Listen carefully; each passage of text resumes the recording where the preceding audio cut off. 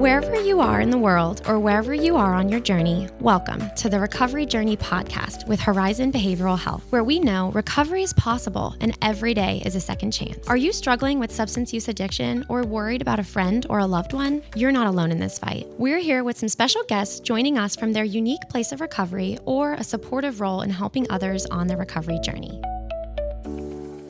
Hey everyone, thanks for coming back and joining us again for the Recovery Journey podcast series. We are here with some special guests that are representing a very special program offered here in the city of Lynchburg in Central Virginia. And that program we've talked a little bit in past episodes about is the Lynchburg Adult Recovery Court, formerly known as the Lynchburg Adult Drug Court. So we are very excited to talk about some changes that the program is taking on this year. And we have some very special guests. I have sitting across from me at the table, Program Director Taylor. Thanks for being here, Taylor. Thank you for having me. Great. And I also have here Judge Watson, the presiding judge over the Lynchburg Adult Recovery Court program. Hello. Hello. Thanks for being here, Judge Watson. And I also have Gina, somebody that has been involved with the program herself and is here to kind of share her recovery story and that journey with us. Hello, I'm excited to be here. Thanks, Regina. We're glad to have you. So I would love to just start having a conversation with our listeners out there who are not familiar with a treatment court. Can we talk a little bit about what that court is and its purpose? Sure. Well, one misconception is that it's a separate court. You know, it has the name Lynchburg Adult Recovery Court. But what it is, it's a docket within the Lynchburg Circuit Court. And what it is, it's an alternative sentence, an alternative to incarceration or some other possible sentences that is targeted to certain people that it has been determined would benefit from it. We target people with high needs and high risk in substance use disorders. And it's a very vigorous program. And I think it started in the Lynchburg Circuit Court in about 2017. Okay, so we're coming up on 5-10 years. No, it would be, I guess. Yeah, we're coming up over here. 7, yeah. I guess you're Exciting how time flies. Yeah. And how many graduates that been? I know typically we're proud to graduate at least 5 almost every year since the program began. So just wonderful to hear about how many lives are being changed. I think to date it's 15 or 16. Taylor? I think we're in the 20 range now. Really? Wow. Yeah, total Okay. since the program started. So Okay. Yeah, I was not counting the ones who have graduated, but we haven't had our formal graduation ceremony for. So you're right. It's in excess of 20 now. That's amazing. It's so wonderful to know that resource is here for adults here in our community. So my understanding is that the program couples comprehensive and even intensive treatment through like a 5-phase process with the accountability of the court system. Is that correct? That's right. When I first took over the drug court, I didn't know much about it. And a friend of mine who is a judge in Roanoke had presided over the drug court there for many years. I called him, and I think his description of it's probably the best one I've ever heard. He likened it to a 3-legged stool. And each leg represents a different aspect of the drug court. One leg is the court, the judge, who provides accountability and exercises some leverage over the participants to kind of push them in the directions that the treatment team and the supervision team thinks that this person might need to go. The second leg is the treatment team, and we're so thankful to have Horizon involved. Rhonda Turner, everything I know about drug treatment, I've learned from Rhonda. She's fantastic. And she's the point person on our team for all of the treatment that is provided to the participants. And our listeners here today actually would have just heard from Rhonda in the last episode. So. Well, anything that I say that conflicts with Rhonda, believe Rhonda. She's the expert. And then the third leg of that stool is the supervision. And the supervision is provided primarily by the probation office in Lynchburg. we have a probation officer who's dedicated to the team. And then Taylor also provides some supervision for some of the participants. And the supervision is intense. I mean, that's one of the things about the recovery court is that there are a lot of demands on participants. They have to meet regularly with either Taylor or their probation officer. There are a lot of expectations with regard to treatment. And then they come to court in the first several phases at least twice a month. So those are, in a rough sense, the three legs of drug court. And I think that is a pretty apt description of what we do. It sounds like a strong foundation to a truly comprehensive approach to Mm-hmm. really be able to create a supportive system that can wrap around an individual. Regina, do you feel you've had tremendous success in the program, not just experience? Regina is actually a recipient of an award received last year. The that Carl correct? Heath Award. Mm-hmm. Wonderful. And I do believe that Regina here was nominated by her peers in the program at the time for this award. The recipient of the Carl Heath Award, it is decided upon by the fellow, all of the graduates who are graduating decide amongst their peers who amongst them should be recognized. And when Regina graduated, her fellow graduates elected her to be the recipient. They held her in that high regard. What an honor, Regina. It truly was. Well, I know I have said it once before, but congratulations again. Thank you. You're welcome. So what does it mean to, have gone through such an intensive program? And, not only did you complete it successfully, but to come out on the other side of it and to have the peers that have been your peers that were walking alongside you through the program to recognize you as somebody that, was inspiring to them as well. It was complete surprise to me, but hard work actually pays off. And I had a good foundation with the drug court program. They really helped me set that foundation in place. I have been clean now for 2 years, 4 months. Congratulations. That's amazing. Yeah. I'll give you a hand for that. Thank you.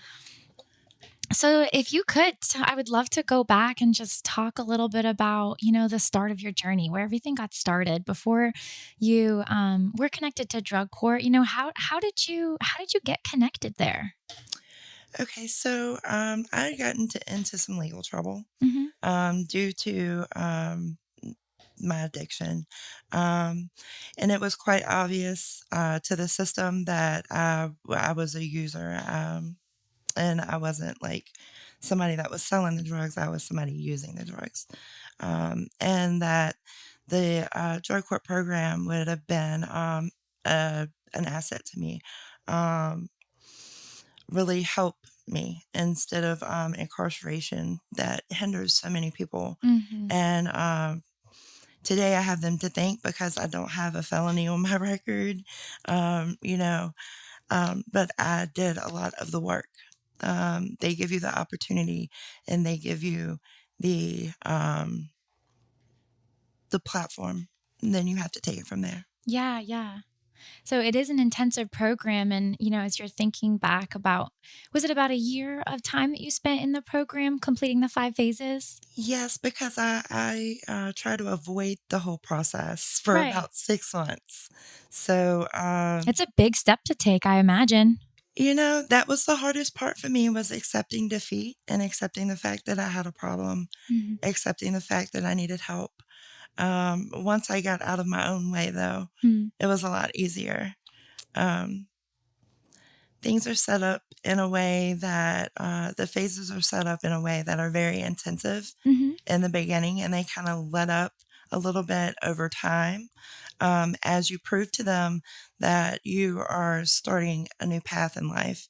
And I think it's awesome. Regina, what was kind of that turning point that, helped you get to the point where you decided, okay, I am going to commit to this program? Being incarcerated and finding out how much time I was going to have to do with everything and taking I was one in like in 5 different jurisdictions. It was a lot of stuff that I was going through, and at that time, I was given an opportunity of not going and being incarcerated, but going and getting help at a rehabilitation center, and doing the necessary steps to do better with my life. And I owe a great deal to Judge Watson and the drug court team. And as you're thinking back of, the time you spent in those 5 phases, and like you said, a lot of hard work and, some intensive expectations, right? I mean, of course, it would take nothing less, if somebody's looking to change their life, right? There's, I'm sure, a lot that has to go into that. So when you think back about your time in the program, is there anything that stands out to you as one of the most challenging things that you were confronted with? Once I made my mind up that this was something that I needed to do for me, the rest was a piece of cake, honestly. Yeah. I mean, it's that first step in admitting that you have a problem. It's that first step in saying what I've been doing is not working anymore. Because we don't use just to use, we use to cope. Stressor is a big trigger for a lot of people, and that's one thing that kept me running back. And today I deal with things a lot differently than I used to. I talk to people more. I attend Zoom meetings, in-person meetings. I do a 12-step program, I have people in my circle that I run to when I have problems and issues, and it's good to have a support system. Absolutely. Is that some of the things you learned to kind of set up in your life, some of those support systems? Are these different things that you learned while you were in treatment? Yeah, like different mechanisms to help you cope through stressors as they come, because Lord knows that stressors are going to come no matter what season or what time of life you were in, they're there. And so, yeah, there's certainly we all need to have different processes in place to help us out when we need it, for sure. Yeah, well, I'd love to talk a little bit more here with Taylor, our program director for the Lynchburg Adult Recovery Court. Taylor, tell us a little bit more about your role in the program. When did you first meet Regina? Well, I remember seeing Regina's file before I saw her, and then it was a long time in between getting her file and seeing her. Like she said, she did avoid us for a while. But the last time I saw her, I think was it at graduation? Was that the last time I saw? Yeah. So, it's been close to a year, but she looks great. So it's really good to have her here. Yeah. So what is your role, Taylor, within the program? So I am the program director / coordinator. So I handle mainly the day-to-day operations of the program. I handle community outreach and partnerships. So just seeing who can help us in the community, who wants to support us, who wants to support the participants. I serve as a liaison between the team and the Supreme Court, making sure best practices are adhered to, and the team is just aware of everything that's going on.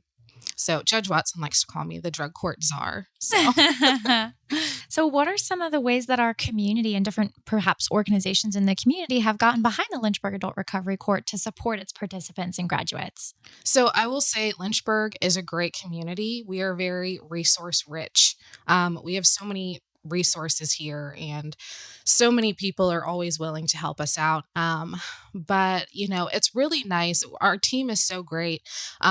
Right when we get a referral for somebody into recovery court, our defense team and our clinical staff does such a great job with, just meeting that person where they are. So, some people come in and, they're not stable. They need housing, they need transportation. Maybe they're not eating.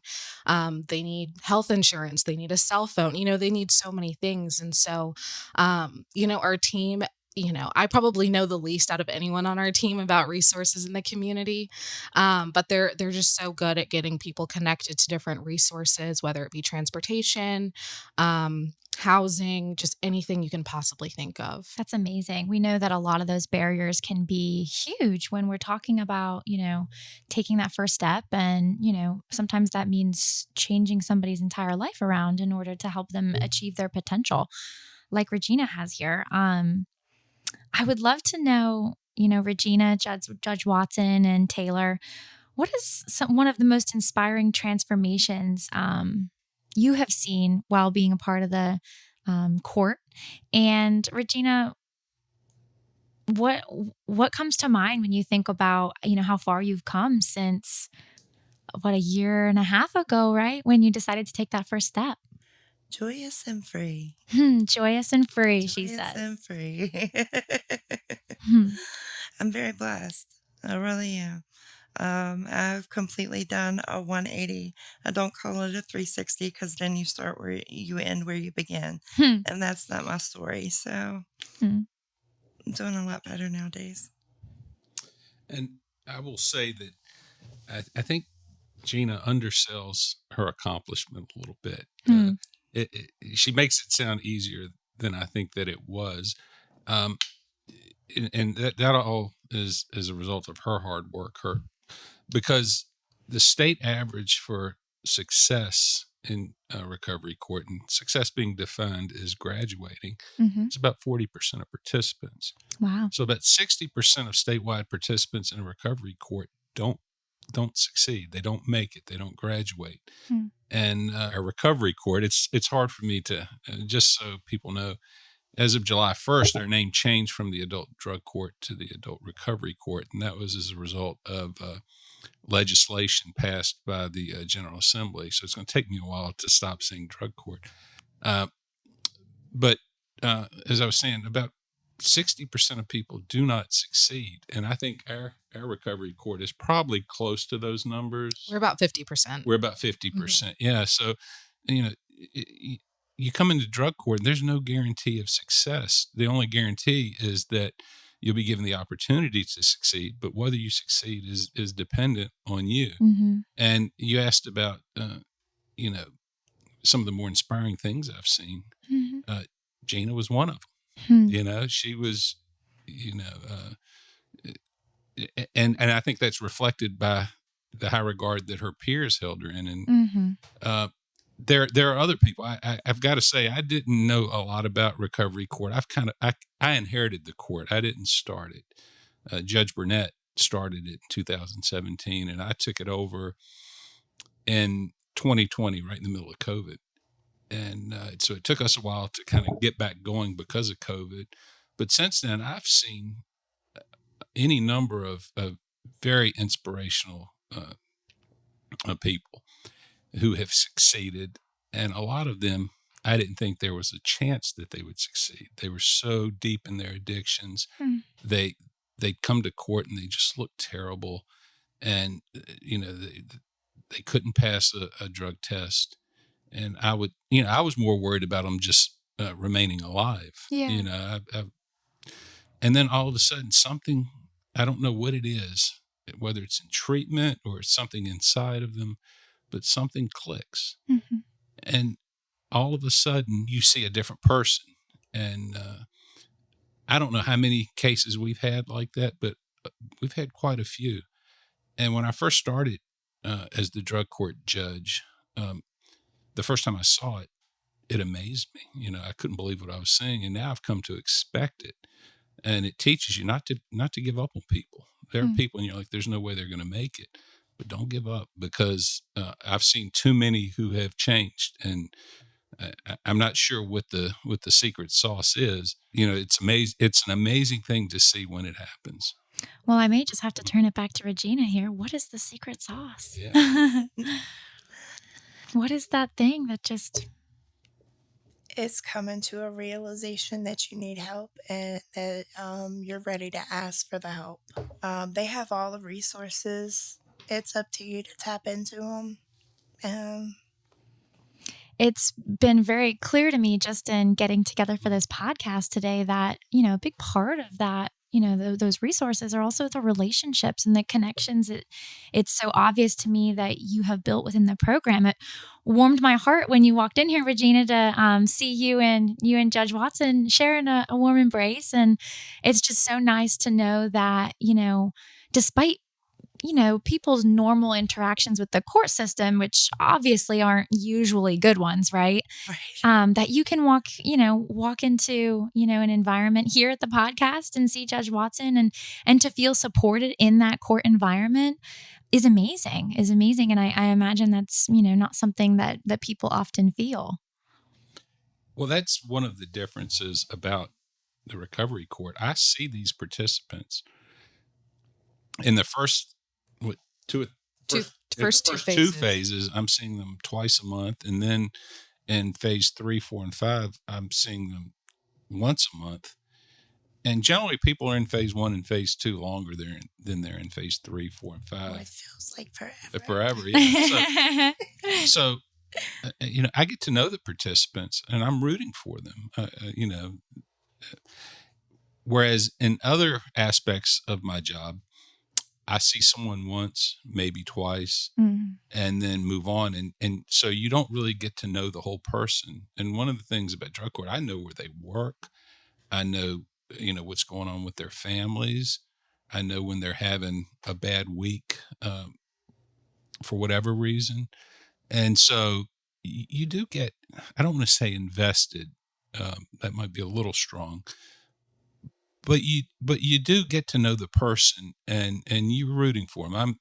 I often tell them I'm your biggest fan. Now, that doesn't mean that I'm not going to hold you accountable, because I am. I don't think I would be doing any of them any favors if I didn't hold them accountable. But I do that because I am a fan and I want to see them succeed. And so that's what's different about the recovery court from everything else I do, is just the getting to know the whole person over time. Yeah, it's so important. And Taylor, what would you say is one of the most inspiring transformations you've seen in someone who has come through the program? It's such a tough question, because honestly, you can look at any of our graduates and there's been a 180 with every single. I feel like at some point with every single person that's graduated, we've, sat down and been like, what do we do? We're just at a loss for what to do with this person, and like Judge Watson was saying, something just clicks. And then, I get to see them a little bit more than Judge Watson does for the people that I supervise. And it is really nice to see, kind of when they're happier, they're smiling more, you can tell they're just a little bit happier to be there. They're showing up early, rather than showing up late. They're excited to take their drug test because they know they're not using. And so I don't know if I can pinpoint one spectacular story, but I definitely have some interesting ones and some interesting stories. We had one guy who's now a graduate, and I'll never forget, after court, he came up to me and he was like,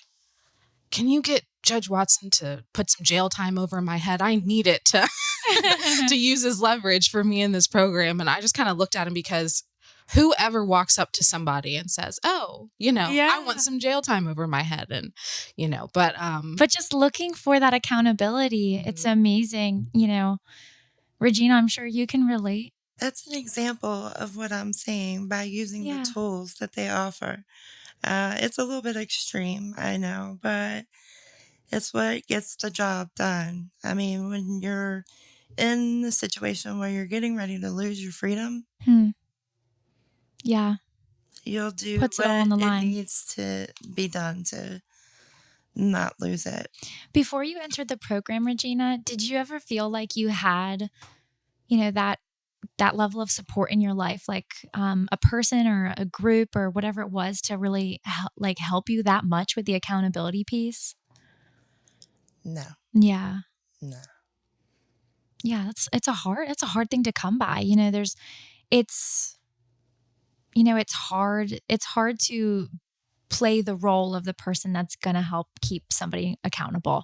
So, we certainly applaud Judge Watson for, his amazing work in the court, and for really truly caring about, like you said, and, almost to say being invested in the futures of those that we're serving here through the court. It's, so important because, we're also thinking about the future of our community, right? Which, we love Lynchburg. We love Central Virginia. And, we want to see this place be a place where individuals in recovery can thrive and be a part of the community in every way possible. So Regina, I would love to know, when you look back on your journey to get where you are today, what are you most proud of? God, I really don't know. Maybe making it this far. I have so much further to go, and I'm excited for it. Mm-hmm. I've come a long way. What's different in your life today than it was a year and a half ago? Oh, the peace. Yeah. Peace of mind. I have more peace in my life now. It was so chaotic, and we get used to it. And I think sometimes, at least in my case, I was also addicted to the chaos that lifestyle created. I wasn't just addicted to the drugs. I was addicted to all the craziness that came along with it too. So being able to sit still in a quiet place would have been impossible for me at that time. I do want to add, one thing that, we often get to talk to about some of the participants is, obviously we're not a court where reunification with families is the main goal, but, a lot of our participants and graduates, they do experience that, they reconnect with family that, they may have been separated from due to their use. And so that's really nice to see. We have seen people get to see their kids more, or just reconnect with parents or siblings, whomever they may have been disconnected from. And that's great because, if Carl Mack was here, he would say the opposite of addiction is connection. So Carl Mack indeed did just share that in our last podcast, didn't he? So I'm so glad you shared that. Regina, have you had that exact or similar experience? Yes. Yeah. Most definitely, yeah. What are some of the closest relationships you share today? I'm back really, really, really close with my grandfather. My grandmother has since passed. But I have a relationship now with my mom's side of the family, which was almost non-existent. So it was very rough. And now to be able to be invited to like Thanksgiving dinner and Christmas functions and, family things. Yeah. It's nice. Yeah. I'm so glad you brought that up, Taylor. I think, when we're thinking about the opposite of addiction is connection, beyond being connected to our community and our family members, being connected to different treatment options provides just so many more opportunities to, different outlets. And I know in our series thus far, we've had so many certified peer recovery specialists join us on the show to just sort of talk about, their journey through recovery and where it has taken them. And, it even so much to be able to find a career in, helping others walk through some of the things that they've already experienced themselves, which is really just truly amazing. So it's, very special. And as I understand it, there is a peer, a part of the program. Carl is the peer for the Lynchburg Adult Recovery Court.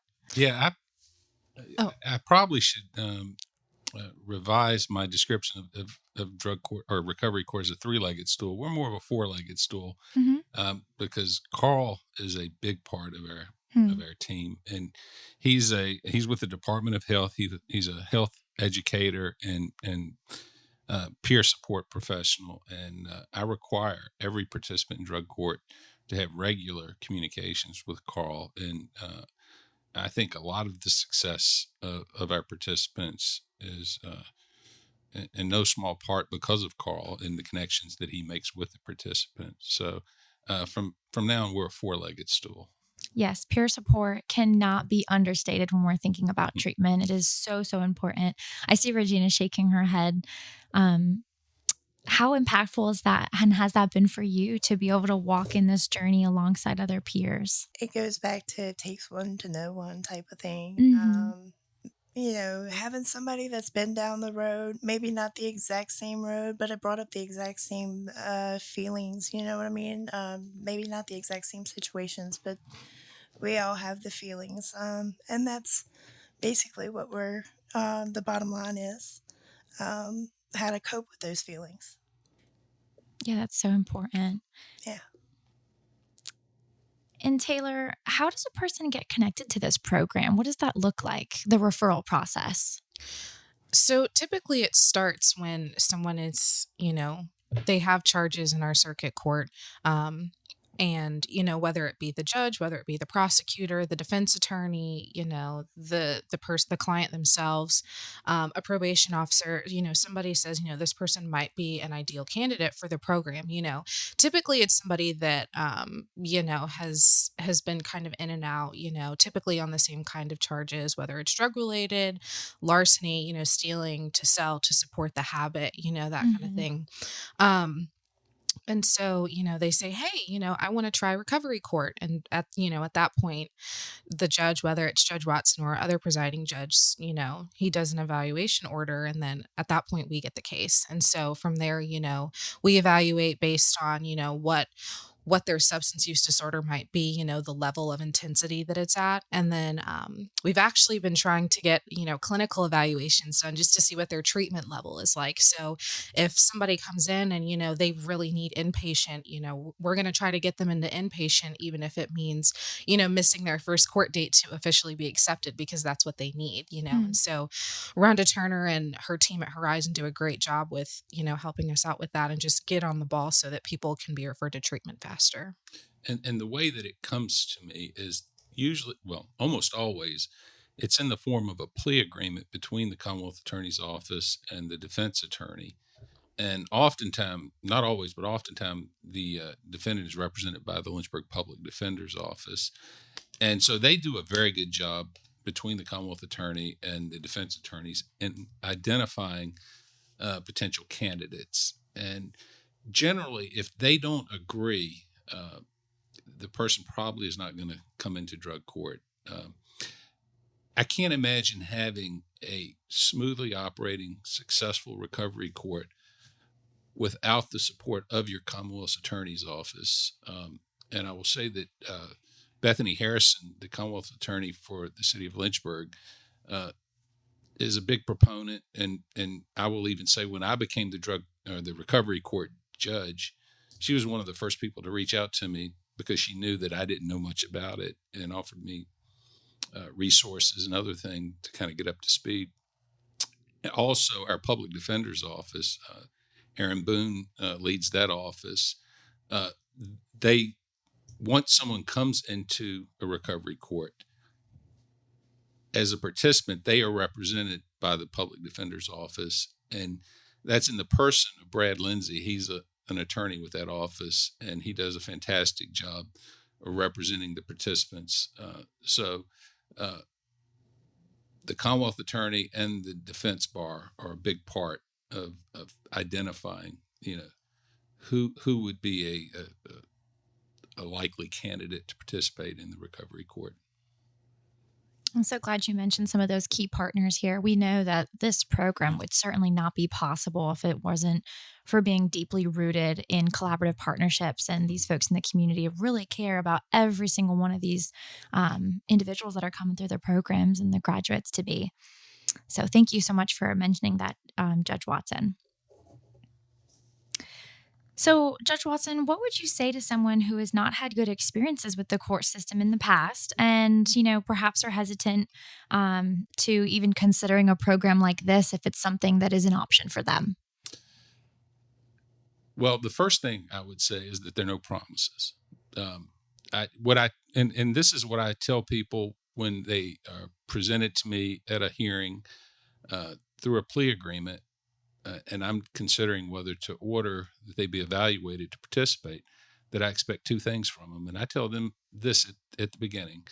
I expect you to try This isn't some way to just kick the can down the road to avoid going to jail. You have to commit that you're going to put in an effort, and also that you're going to be honest. And so that's the first two things I tell people who are about to enter into the recovery court. If they're willing to do that, then they can be successful, and pretty early on who really meant it and who really didn't. And I think most people who tell me that at a plea hearing really mean it. It's just a matter of how to make that work. So the other thing that I would tell someone is that it ain't easy. I mean, it is a big commitment, and it's not for everyone. As we said earlier, they are expected to go to all of their treatment. They're expected to meet with either their probation officer or Taylor. They're expected to have regular communications with Carl, and they're expected to come to court. And if they're not willing to put in that effort, then they're not going to succeed. And so I wouldn't sugarcoat it with someone who's thinking about coming in that it's easy, because it's not. Some people may decide that I'll take my chances and do my 6 months in jail or whatever, rather than have to do all of that. And some people have made that decision. But I would also tell people that if you make it through the other end, it can be life-changing, and I have seen it change lives. And Regina, what might you say to someone who's listening here today who is hesitant on, taking that first step to being a part of a program such as this one, or really any form of treatment that's out there? I would say that you have to be ready for it. Nobody can want it for you. Nobody can do the work for you. You have to be willing to do it all for yourself. You have to love yourself enough to do it for yourself. Well, thank you, Gina, so much for being here today to just share a little bit about your recovery journey. And Taylor and Judge Watson, thank you both so much for everything you're doing to support this program and its individuals and graduates and participants, and to all of the partners that have, come together to make this program a possibility here in the city of Lynchburg, serving the residents of Central Virginia. We are just so honored to be a part of it. On behalf of Horizon Behavioral Health, I would just like to thank each of you again for being here today. Thank you to our listeners for being a part of today's discussion and for being willing to have difficult conversations in hopes that someone listening can benefit from some of the things we've talked about here today. So to our listeners who have tuned into today's episode, let's not let the discussion end here. We encourage you to go home and have these conversations with your friends, your families, and in your communities. Talk about these different treatment options that are out there and encourage folks to take advantage of some of the resources that are available to them. We know that first step to treatment is never going to be an easy one, but with the right support and the correct resources, individuals can and will change their lives. And I know it as a fact because I'm sitting here across from Gina, and she is just a shining light of what that looks like. Even branded with a badge of honor by her peers throughout her time in the program, just being such an inspiration to those around her. So just amazing to hear your story and how your hard work has translated into being an inspiration for those around you. And so just definitely want to say thank you for everything that you are and that you've done in the program, and the model that you are to others here in our community, Gina. Thank you for having me. Well, I'd like to just take a moment to thank each of you on behalf of Horizon Behavioral Health and our listeners for being a part of today's discussion and being willing to have these conversations in hopes that someone listening can benefit from programs such as the Lynchburg Adult Recovery Court and even the experiences that were shared here today that folks can glean from and just, find their own path to recovery in a way that's going to be most beneficial to them. Thank you for joining us on the Recovery Journey podcast with Horizon Behavioral Health. Remember, our greatest triumph is not in never failing, but in rising up every time we fall. If you live in Central Virginia and you or a loved one is ready to reach out for help, call Horizon today at 434-477-5000 to schedule your first appointment. Let us walk this journey with you, and together we can find hope and healing on the horizon.